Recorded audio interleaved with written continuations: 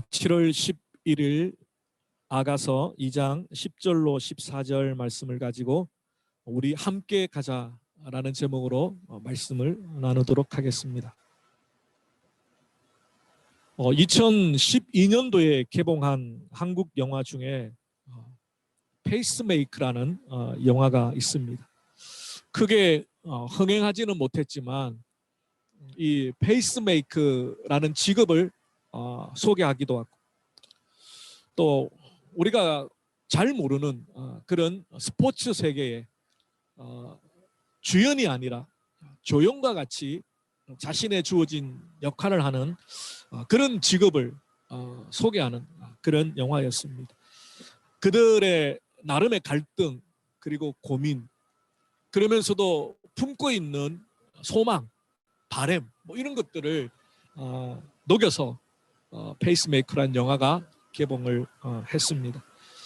페이스메이커는 원래 육상이나 뭐 수영이나 이런 특별히 마라톤과 같은 장거리 종목에 있어서 특정한 어떤 선수, 메달권에 있는 아주 유명한 아주 탁월한 그 선수가 아주 놀라운 기록을 가지고 금메달을 딸 수 있도록 그 옆에서 보조를 맞춰주는 역할을 하는 선수가 바로 페이스메이커입니다. 그래서 때로는 그 선수가 잘 달릴 수 있도록 그 앞에서 공기의 저항을 대신 맞아준다거나 혹은 경쟁의 대상의 다른 선수들을 교란하는 뭐 그런 역할도 하면서 이 목표하는 선수가 마지막 결승점에 골인하여서 1등할 수 있도록 그렇게 돕는 선수입니다. 어떻게 보면 그 선수는 선수로 등록은 되어 있을지 모르겠지만 완전한 선수는 아니겠지. 그냥 보조 역할을 해주는 자신의 임무는 거기까지. 그래서 일반적으로 마라톤에 있어서 이 페이스메이커는 딱 30km 정도까지만 뛴다고 합니다. 그리고 그 이유는 이 선수가 이제 자신의 페이스를 가지고 결승점까지 갈 수 있도록 하는, 어쩌면 다른 사람을 1등하게 해주는 역할, 또 그 사람을 격려하고 보조를 맞추어서 자신의 페이스대로 잘 유지해 갈 수 있도록, 그래서 30km에서 이제 자신은 그 시합을 포기해버리는 이제 그런 역할을 한다고 합니다. 그렇습니다. 하나님의 백성들의 삶은 어쩌면 마라톤과 같습니다. 신앙은 단거리가 아닙니다. 장거리입니다. 장거리도 우리 평생 일평생을 뛰어가는 장거리 신앙이에요. 왕년에 신앙 좋았다. 왕년에 청년부 회장했다. 왕년에 내가 선교 많이 나갔다. 뭐 그렇게 중요한 거 아닙니다. 지금 오늘 그리고 마지막까지, 마지막 그 순간까지, 숨 넘어 가서 하나님 앞에 가는 그 순간까지 우리의 믿음의 여정은 업앤다운이 늘 있습니다. 그런데 하나님께서 이 페이스메이커는 30km까지만 뛰고 시합을 포기하지만 우리 곁에서 함께 우리를 이끌어가고 계시는 하나님은 끝까지 우리를 붙들고 믿음의 경주를 완주할 수 있도록 격려하고 위로한다고 말씀합니다. 이것을 기초교리에서는 성도의 견인이라고 말합니다. 하나님께서 끝까지 붙들고 가신다. 우리가 연약하고 우리가 부족하고 우리가 때로는 범죄하고 때로는 세상을 향하여 견눈질할지라도 끝까지 붙들고 가시는 하나님의 은혜. 그래서 구원이 우리에게서 난 것이 아니라 하나님의 선물이라고 하는 이유는 바로 하나님의 절대 주권적인 은혜가 있기 때문에. 물론 그것을 핑계로 우리가 우리의 신앙을 게을리하거나 뭐 세상을 향하여 탐닉을 하거나 죄를 향하여 쫓아가거나 그렇게 해서는 안 됩니다. 그 하나님의 은혜가 핑계가 되어서는 안 됩니다. 오히려 하나님의 은혜를 그 가슴팍에 새기면 새길수록 더 하나님 앞에 거룩하게 살려고, 하나님 기쁘시게 해드리려고, 나를, 죄인된 나를 값없이 구원하신 그 은혜에 내가 어떻게든 반응하려고 몸부림치는, 그것이 정말 하나님의 은혜를 제대로 받은 사람들의 반응입니다. 오늘 본문은 솔로몬 왕이 술라미 여인을 향하여 격려하고 인도하는 모습을 이제 술라미 여인이 고백하는 거죠. 회상을 하면서 고백합니다. 솔로몬 왕이 내게 겨울도 그쳤고 비도 그쳤으니까 일어나서 함께 가자 라는 그 고백을 하였다라는 것을 이제 술라미 여인의 입술을 통하여서 지금 알려주고 있습니다. 오랜 코로나19의 팬데믹으로 지치고 낙심한 우리들을 부르시고 우리 곁에서 다시 우리를 세워주시고 저와 여러분들을 다시 한번 용기를 주셔서 이 믿음의 여정을, 이 믿음의 마라톤을 끝까지 완주할 수 있도록 저와 여러분을 부르시는 그 음성에 오늘 귀를 기울이고 다시 한번 용기를 얻기를 원합니다.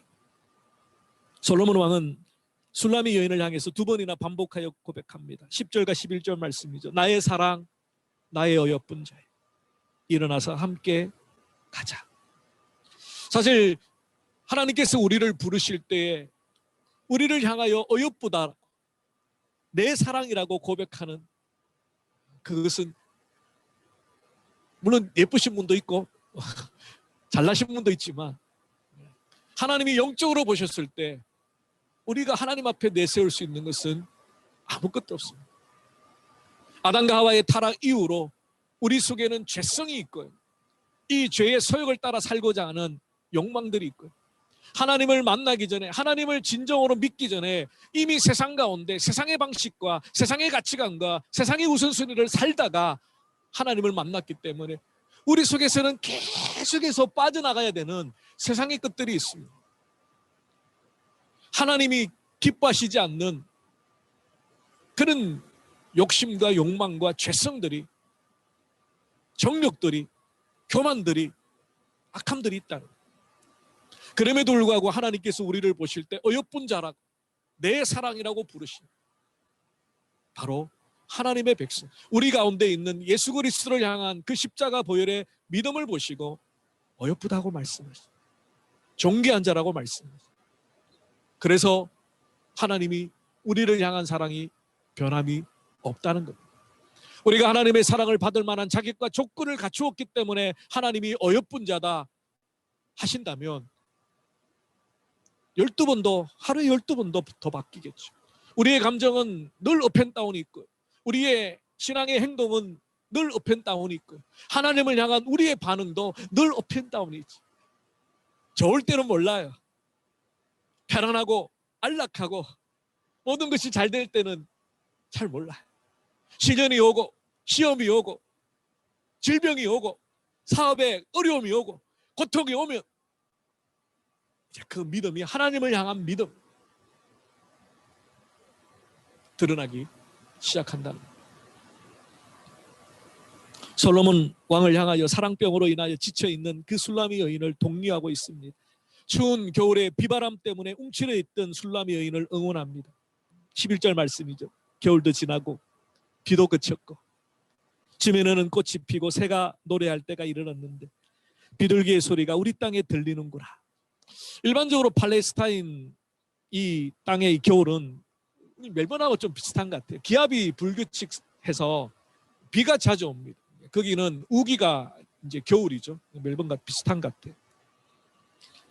이 비는 겨울에 내리는 비 말고 9월, 10월에 내리는 이런 비나 3월, 4월에 내리는 늦은 비는 이스라엘 백성들의 이 농사하고 아주 관련이 있습니다. 물론 이스라엘 백성들은 이제 팔레스타인에서 목축을 많이 했지만 농사를 짓기도 했습니다. 이른 비와 늦은 비. 씨를 뿌릴 때 비가 내려줘야 돼요. 곡식을 거둘 때에 거두기 직전에 비가 내려줘야 돼요. 그 이른 비와 늦은 비입니다. 그런데 오늘 본문에 나오는 이 겨울비는 사람들을 움츠리게 만들죠.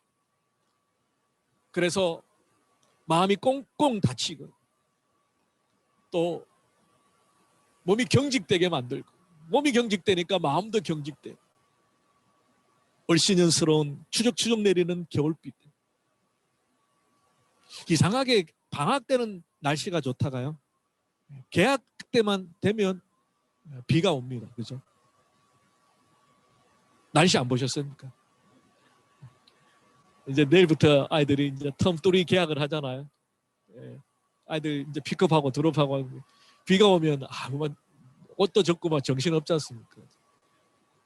근데 비가 이제 계약하면 이제 비가 많이 오더라고요.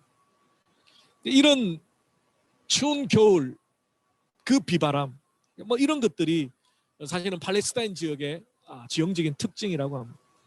그래서 성경에 언급된 비는 대부분은 긍정적인 비입니다. 하나님의 은혜를 상징하는, 하나님의 축복을 상징하는 비입니다.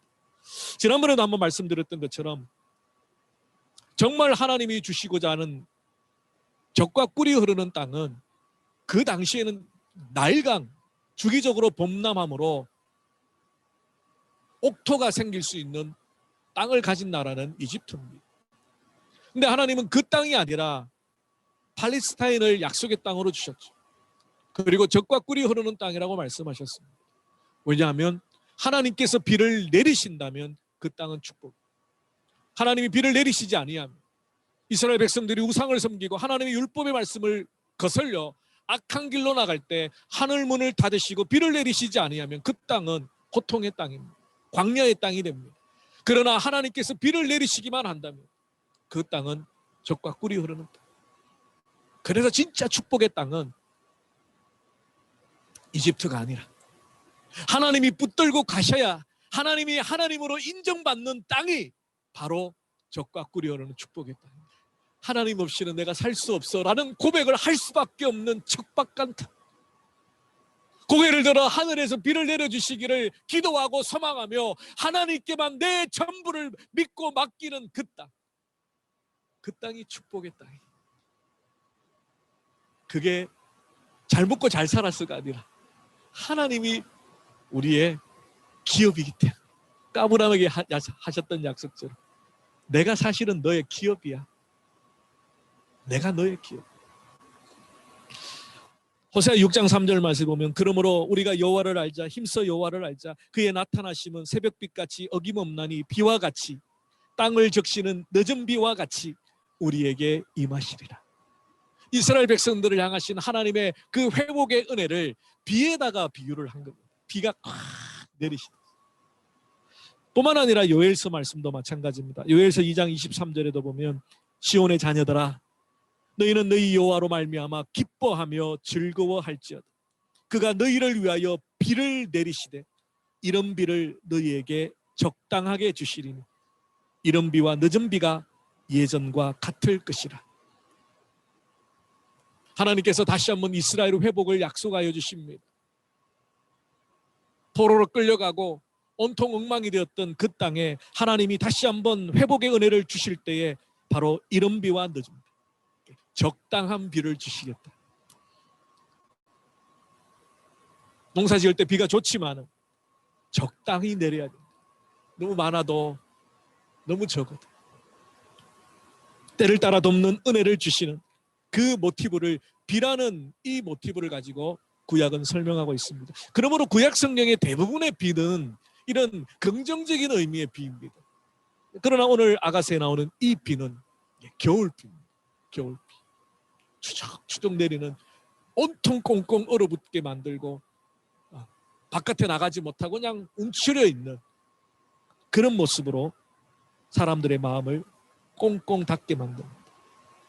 자연스럽게 야외 활동이 제한되고 그저 이 겨울이 지나가기를 이 비가 그치기를 바라는 그런 상황, 그런 모습.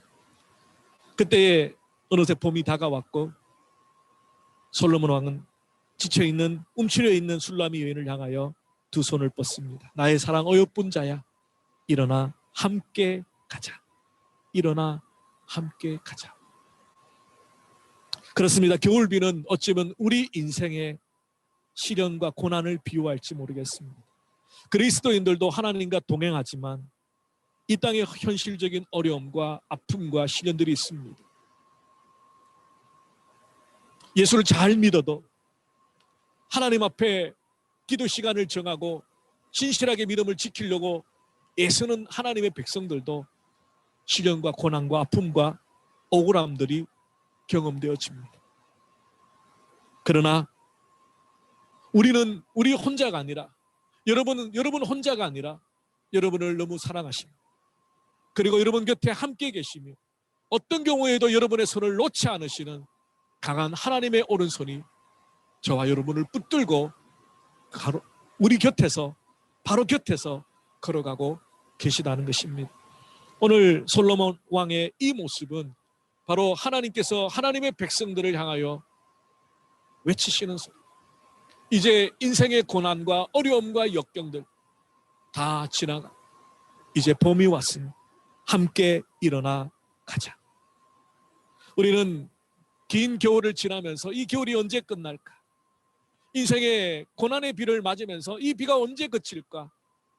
하나님 앞에 하염없이 기다리며 하나님 앞에 엎드려 있었던 때가 있었을 겁니다. 그러나 이제 하나님께서 여러분을 일으키십니다. 그 추운 겨울을 지나고 겨울비가 그치고 새로운 봄을 하나님이 준비해 주셨습니다.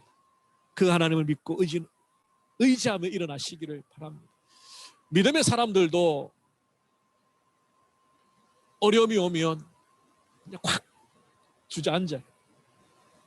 오늘 문관식 집사님 기도 가운데도 잠깐 말씀하셨지만 열왕기상 19장에 보면 아합 왕 시대에 하나님의 선지자였던 그 서슬퍼런 왕권의 권력 앞에 바알 선지자와 아세라 선지자들이 득세하고 참 선지자들을 다 죽였던 그때에 엘리야 선지자가 하나님 앞에서 담대히 믿음을 가지고 거짓 선지자들과 영적인 전투를 벌이게 됩니다. 불로 제단에 임하시는 하나님의 능력을 보았고, 그 순간에는 하나님이 참 하나님이다 인정했던 이스라엘 백성들이 거짓 선지자들을 끝까지 쫓아가 죽이는 놀라운 역사를 경험했습니다. 그런데 그 이세벨 여왕의 협박 편지 한 통을 받습니다. 그 편지를 받고 엘리야 선지자가 두려웠어요. 그 종이 쪼가리 하나가 뭐라고? 이제까지는 그렇게 담대하게 거짓 선지자들과 왕권과 맞서 싸웠는데 그 편지 한 통을 받고 두려움이 확 몰려와가지고 광야로 도망을 갔습니다. 로뎀 나무 아래서 하나님, 차라리 나를 데려가 주십시오. 차라리 죽기를 원합니다. 그렇게 기도하다가 지쳐 잠이 들었습니다. 그때 하나님께서 천사를 보내어 그를 회복해 하십니다. 열왕기상 19장 5절 이하의 말씀이죠. 로뎀 나무 아래에 누워 자더니 천사가 그를 어루만지며 그에게 이르되 일어나서 먹으라 하는지. 본즉 머리맡에 숯불에 구운 떡과 한 병 물이 있더라. 이에 먹고 마시고 다시 누웠더니 여호와의 천사가 또다시 와서 어루만지며 이르되 일어나 먹으라. 내가 갈 길을 다 가지 못할까 하노라 하는지라. 이에 일어나 먹고 마시고 그 음식물에 힘을 의지하여 40주 40야를 가서 하나님의 산 호렙에 이르니라. 그렇습니다. 하나님의 말씀을 선포하는 엘리야 선지자, 거센 겨울비와 같은 이 이세벨의 협박 편지 앞에 두려웠습니다. 하나님의 능력을 경험했지만 그러나 그의 마음은 무기력해지고 무너지고 두려울 수밖에 없었습니다. 사실 이것이 우리의 모습이죠. 우리가 성령의 은혜를 충만히 받고 말씀과 기도 가운데 담대하게 서 있을 때는 두려울 것이 없습니다. 세상이 두렵지 않습니다. 세상의 권력자들이, 빽 있고 권세 있는 자들이 두렵지 않습니다. 그러나 나의 하나님이 나와 함께 하신다라는 것을 우리는 순간적으로 잊어버릴 수 있죠. 그 하나님이 나와 함께 하셔서 여기까지 인도하여 주신 그 하나님의 능력을 잊어버릴 수가 있죠. 그리고 두려움에 도망을, 그리고 죽기를, 하나님께서 데려가시기를 강구하는 이런 엘리야 선지자와 같은 연약함들을 우리는 가지고 있습니다. 정말 신앙생활을 잘 하다가도 작은 일 하나 때문에 마음을 다칩니다. 마음문을 닫습니다. 그리고 시험에 듭니다.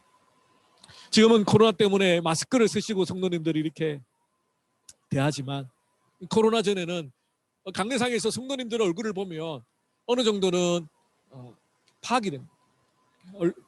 말씀에 집중하고 또 찬양을 할 때 참 온 마음을 다하여 찬양하고, 예배를 마치고 나가서 서로 악수하고 인사할 때도 표정들이 달라요. 그러나 고민이 있거나 어려움이 있거나 정말 해결할 수 없는 신앙의 짐을 가지고 있는 분들, 시험을 가지고 있는 분들, 또 얼굴이 어두워요. 목소리도 굳어 있고 경직되어 있고. 비록 하나님의 은혜 가운데 하루하루 살아가죠. 그 시련을 내가 감당할 수는 없지만 하나님을 의지함으로 믿음으로 견디고 이겨나가려고 하는 성도들, 그들은 그 환경 가운데서도 감사의 고백을 하고 절망 가운데서도 기도의 끈을 놓지 않습니다. 그것이 바로 신앙의 모습이죠. 사랑하는 성도 여러분, 하나님께서 우리를 부르십니다. 겨울도 지나고 비도 그쳤으니 이제 다시 한번 일어나 함께 가자, 이렇게 우리를 부르고 계십니다. 인생의 어떤 고통과 고난도 영원할 수 없습니다. 왜냐하면 우리와 함께 하시는, 우리를 불쌍히 여기시고 우리를 사랑하시는 그 하나님이 지금 우리와 함께 우리를 일으켜 세우시고 우리와 그 손을 붙들고 이 고난의 길을, 이 역경의 길을 함께 걸어가시기 때문입니다. 우리는 겨울과 비라는 이 고난의 모티브를 통하여 다시 한번 하나님을 더 붙들게 되고 의지하게 됩니다. 이제 그 고난의 시간이 끝나고 하나님과 동행. 그래서 12절에 보면 지면에는 꽃이 피고 새가 노래할 때가 이르렀는데 비둘기의 우는 소리가 우리 땅에 들리는곳, 무화과 나무에 푸른 열매가 익었고 포도나무는 꽃을 피워 향기를 통하는 곳. 계절을 말하는 것이 아닙니다. 영적인 계절. 그 하나님과 동행하며 그 하나님의 손에 이끌려 나아가는 우리의 일상의 삶들. 겨울이 아니라 겨울비가 추적추적 내리는 고난의 때가 아니라 온통 꽃향기가 만발한, 하나님의 은혜의 향기가 만발한 정말 행복한 하루하루를 주님과 동행할 수 있다는 것입니다. 세상이 지치고 상한 우리의 마음을 위로하시, 만져주심으로 다시 회복해 하시는 이 은혜를 누리시기를 바랍니다. 두 번째는 그럼에도 불구하고 아이러니하게도 예수님은 이제 우리를 고난의 자리로 이끌어 가십니다. 마태복음 26장 36절 이하에 보면 십자가를 앞에 두고 예수님이 제자들을 데리고 기도하시는 장면이 나옵니다. 겟세마네 동산에 기도하러 가실 때 베드로와 야고보와 요한을 데리고 가시는, 평상시 예수님의 기도의 모습과는 다릅니다. 평상시에는 예수님 무리를 떠나서 홀로 하나님께 기도하셨습니다. 모든 사람들과의 관계를 잠시 내려놓고 조용히 하나님께 집중하기 위하여 홀로 기도하시기 위하여 새벽이나 밤늦게 기도의 처소로 가셨습니다. 그런데 겟세마네 동산에서 기도하실 때 마지막 기도의 순간에는 사랑하는 제자들 베드로와 야고보와 요한을 데리고 가셨습니다. 데리고 가시면서 함께 기도하라고 말씀합니다. 뿐만 아니라 기도하는지 안 하는지 확인하러 3번이나 오셨습니다. 그리고 책망하시기도 하고 세 번째는 안타까워하시기도 합니다. 마태복음 26장 40절에 보면 제자들에게 오사 그 자는 것을 보시고 베드로에게 말씀하시되 너희가 나와 함께 1시간도 이렇게 깨어 있을 수 없더냐. 마침내 예수님은 결단을 하시고 십자가의 잔을 마시기로 하십니다.